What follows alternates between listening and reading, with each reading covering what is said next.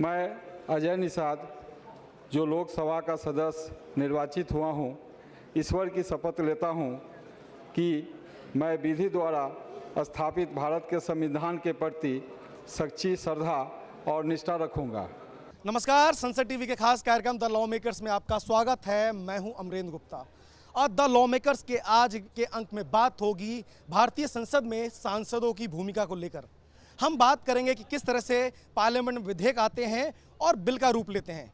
बात इस पर भी होगी कि किस तरह से मिनी संसद के तौर पे पार्लियामेंट कमेटी वर्ष भर काम करती है। और साथ में चूंकि मैं इस समय ओडिशा के भुवनेश्वर में हूं, एक बड़ा गर्व का पल जब प्रधानमंत्री नरेंद्र मोदी के नेतृत्व को पूरी दुनिया ने स्वीकार किया है और उसके अंतर्गत G20 के एक सम्मेलन में आज यहां पर हम लोग यूथ फेस्टिवल मना रहे हैं। सीधे बात करेंगे इन सभी मुद्दों पर एक खास मेहमान से। हमारे साथ बहुत ही खास मेहमान मौजूद हैं। हमारे साथ मौजूद हैं लोकसभा से वरिष्ठ सांसद अजय निषाद जी। सर, आपका बहुत बहुत स्वागत है संसद टीवी पर। सर धन्यवाद। सर, बहुत सारे मुद्दों पर बात करूंगा, एज ए लॉ मेकर सांसदों की भूमिका पर भी बात करूंगा, लेकिन आज हम ओडिशा के भुवनेश्वर में हैं और प्रधानमंत्री जी ने जिस तरह की एक अगुवाई की, पूरे दुनिया में उनके नेतृत्व को स्वीकार किया गया G20, और G20 के तहत हम आज यूथ फेस्टिवल मना रहे हैं। कितना बड़ा गर्व का पल, और इस तरह से कैसे देखते हैं सर आप? देखिए, ये G20 के आयोजन से पूरे विश्व में भारत की छवि बहुत बड़ी है। माननीय नरेंद्र भाई मोदी के नेतृत्व में लगातार भारत एक नए आयाम को हासिल कर रहा है। उसमें एक बहुत गर्व का पल है कि G20 के आयोजन भारत देश में यहाँ हो रहा है और देश विदेश के बहुत सारे नेतागण, ब्यूरोक्रेट सभी यहाँ पर भारत में विजिट करेंगे और भारत के विभिन्न विभिन्न जगहों पे जाएंगे, घूमेंगे। किस शहर में कौन चीज़ लोकप्रिय है उसके बारे में जानेंगे, उसके गुणवत्ता को समझेंगे। अगर खाने की चीज़ है तो उसके स्वाद के बारे में जानेंगे, अगर फल है तो उसके गुणवत्ता के बारे में जानेंगे, ये कैसे इतनी मात्रा में इस प्रदेश में होता है उसके बारे में जानेंगे, ये विदेश में हो सकता है कि नहीं सकता है उसके बारे में सोचेंगे। तो बहुत तरह से, जैसा मान लीजिए प्रधानमंत्री जी का एक लक्ष्य रहा है कि हम किसान की आय को दोगुना करेंगे, तो उसमें भी एक बहुत बड़ा कदम है कि जब विभिन्न जगहों से पूरे जो ब्यूरोक्रेट से लेकर बड़े बड़े नेता आएंगे भारत में, तो एक निर्णय लेने की क्षमता जो है वो बढ़ेगी।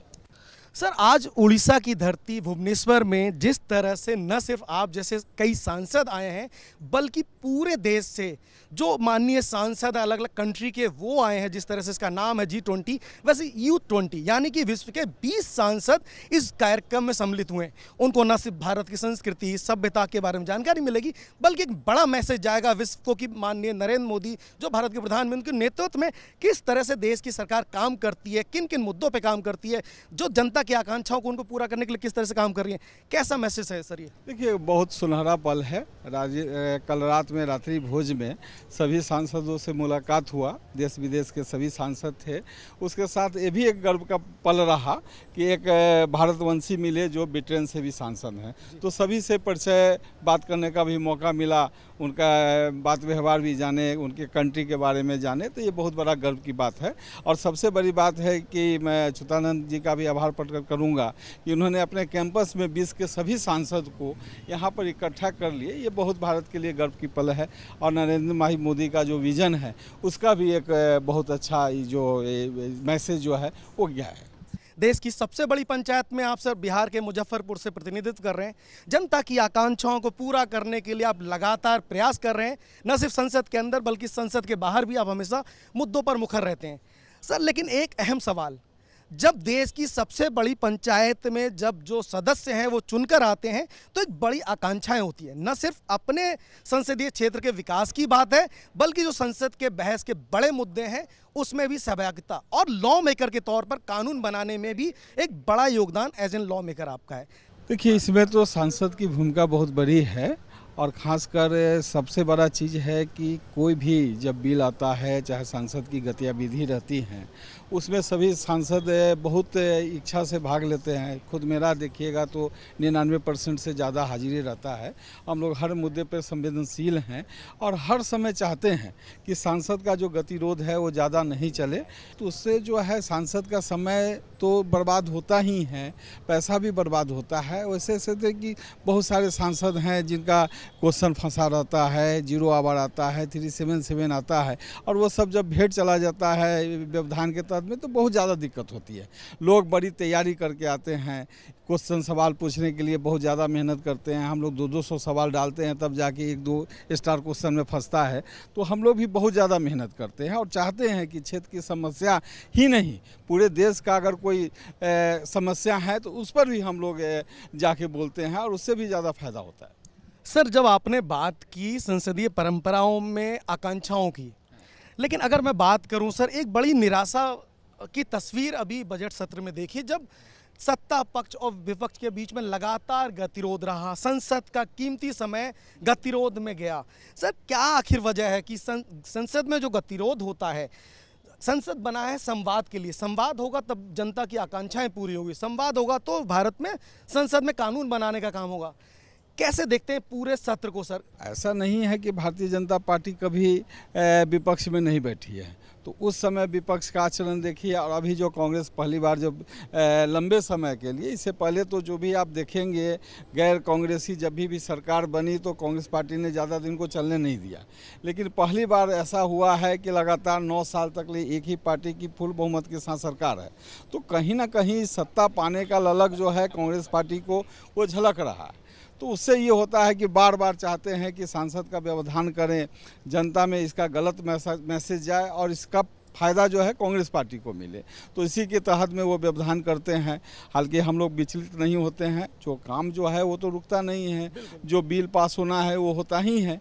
लेकिन जनता भी अब देख रही है और समझ रही है कि कौन पार्टी देश के लिए हित में ज़्यादा जरूरी है। एज एन लॉ मेकर जब आप भारतीय संसद में चुने जाते हैं तो बिल बनाने से लेके जनता की आकांक्षाओं को पूरा करने का आपका दायित्व है।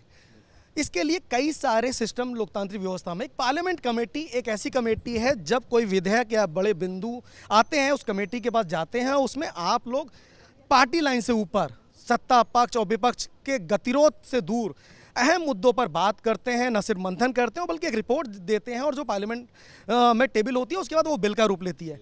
सर, इस पूरी प्रक्रिया को अगर समझना चाहूँ, कितना अहम रोल होता है पार्लियामेंट कमेटी में सांसदों का और किस तरह से कार्य करती है सर?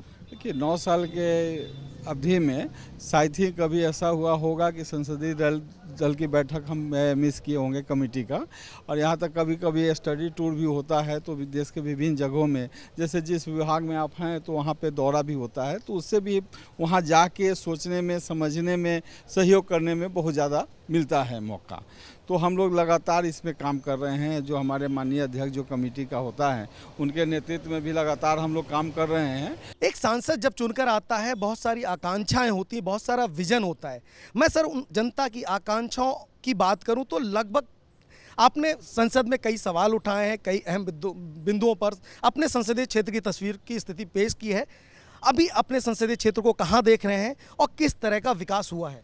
देखिए, माननीय नरेंद्र भाई मोदी के नेतृत्व में भारत तो विकास की गति पकड़ी है, उसमें भी मुजफ्फरपुर पीछे नहीं हटा है। जो मुजफ्फरपुर में जो बुनियादी ज़रूरतें हुई हैं, सड़कें भी बनी हैं, नया NH भी बना है, पासपोर्ट कार्यालय खुले हैं, तो भारत सरकार केंद्र संबंधित जो भी सरकारी योजना है उसका फ़ायदा हमको मिल रहा है। स्मार्ट सिटी भी मुजफ्फरपुर में शामिल हुआ है। तो बहुत सारी योजना भारत सरकार के हैं जिसका फ़ायदा डायरेक्ट वहाँ के जनता को मिल रहा है।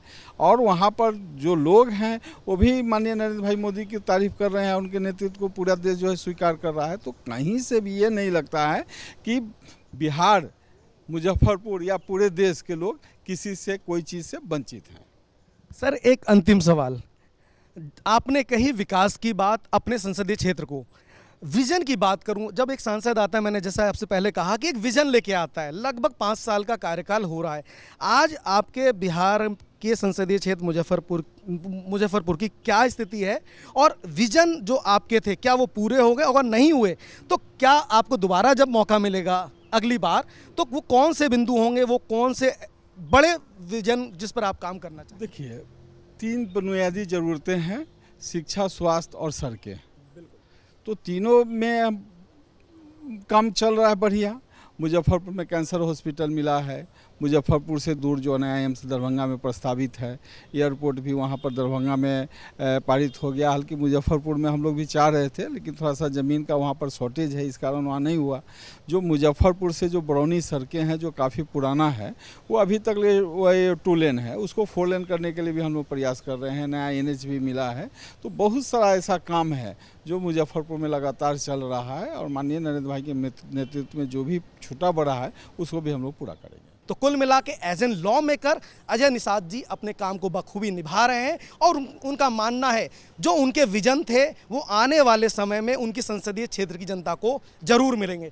कैमरामैन रतुल बरुआ के साथ अमरेंद्र गुप्ता, संसद टीवी, भुवनेश्वर, उड़ीसा।